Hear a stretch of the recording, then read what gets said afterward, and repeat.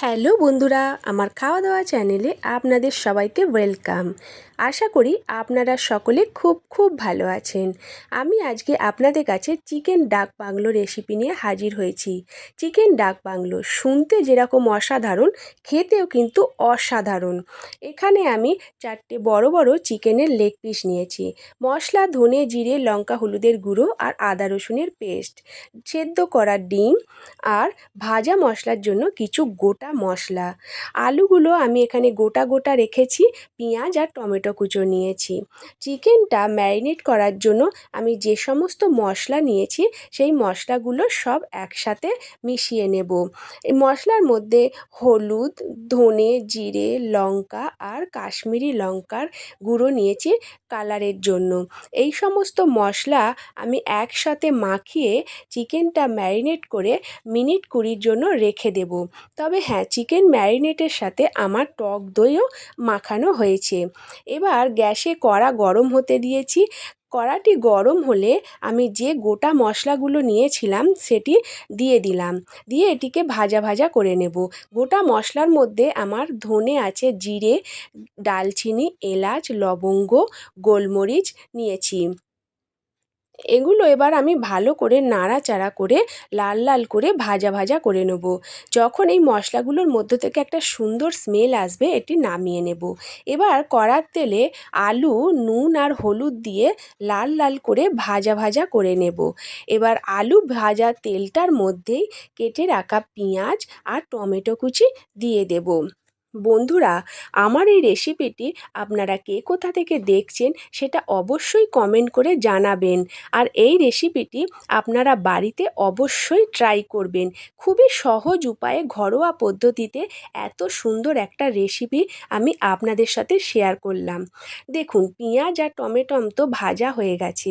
এবার এর মধ্যে আমি ম্যারিনেট করে রাখা চিকেনটা দিয়ে দিলাম। চিকেনের পিসটা আমার এখানে বড় বড় সাইজের লাগবে। চিকেনের পিসটা বড় সাইজের জন্য আমার এখানে জায়গাটা খুব ছোট হয়ে গেছে। আমার এটি নাড়াচাড়া করতে খুবই অসুবিধা হচ্ছে। আপনারা এই পাত্রটি একটু বড় সাইজের নেবেন।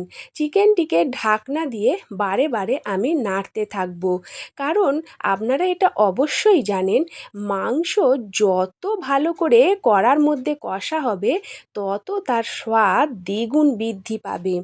দেখুন, আমার মাংসটা তো বেশ ভালো রকম কষা হয়ে গেছে, তবে এখনও আমি কষতে থাকবো যতক্ষণ না মশলা থেকে সম্পূর্ণ তেল বেরিয়ে আসছে। দেখুন, মশলা থেকে তো আমার তেল ভালোই বেরিয়ে এসেছে। এবার মাংসটাও 60% সেদ্ধ হয়ে গেছে। এবার আমি সেদ্ধ করে রাখা ডিম আর সেদ্ধ করে রাখা আলুটা এর সাথে মিশিয়ে দিলাম। আলুটা আমি আলাদা করে সেদ্ধ করে নিয়েছি, কারণ বললাম আগেই আমার পাত্রটা খুবই ছোট হয়ে গেছে। তাই আমি একসাথে সব রকম উপকরণ কষতে থাকলে আমার খুবই অসুবিধা হবে।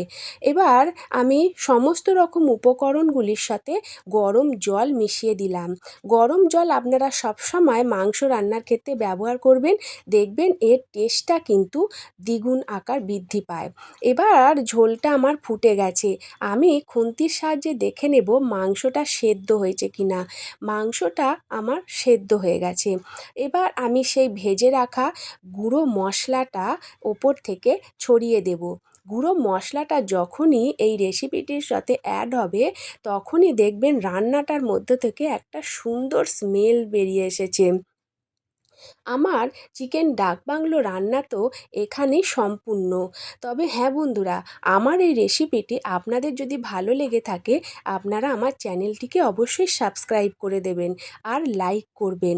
বাড়িতে অবশ্যই আপনারা এই রেসিপিটি ট্রাই করবেন।